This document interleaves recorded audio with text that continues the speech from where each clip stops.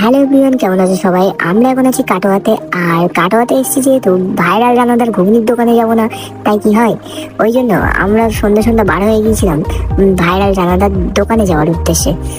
আর কিছুটা পথ আসার পরই হঠাৎ ঝমঝম করে বৃষ্টি শুরু হলো। হঠাৎ বৃষ্টি চলে আসে, আমরা রাস্তার একটা সাইডে দাঁড়িয়ে বৃষ্টি থামার অপেক্ষা করছিলাম, কিন্তু বৃষ্টি থামার তো কোনো নামই নেই।